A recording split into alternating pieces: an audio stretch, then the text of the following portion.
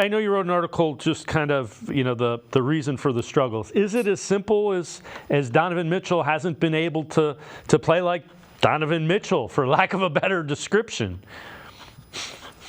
I think so. The analogy that I made was the Philadelphia 76ers, right? Because at one point during the season, they were a legitimate title contender in the Eastern Conference. They were the third best team in the East in terms of record. And then all of a sudden, Joel Embiid goes out with a meniscus injury, and they plummet down the standings to 8th. Now they're in 7th. But that is a big, big drop. And nobody was asking themselves, hey, why did Philadelphia fall all the way to number 7? Because it was obvious, right? Joel Embiid's not on the court.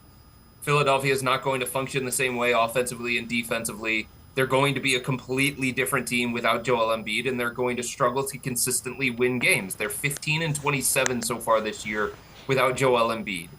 They were 11-18 during the most recent stretch when he was recovering from the meniscus injury. But that didn't mean that Nick Nurse was a bad coach.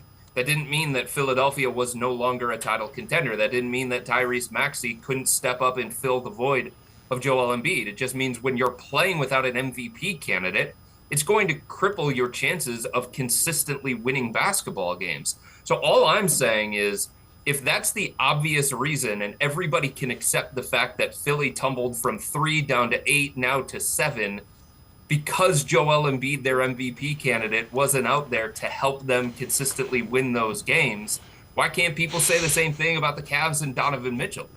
They're 12-14 without him, Dave. When he's on the court, they play to the level of the number 1 seeded Western Conference Minnesota Timberwolves. That's what the numbers say. When he's off the court, the Cavs play to the level of the Chicago Bulls, who are a play-in team in the Eastern Conference. That's a drastic difference. And yeah, there are other things that you can point to, other flaws that the Cavs have in terms of their roster construction. But when Donovan Mitchell is out there and playing well, they're a great team.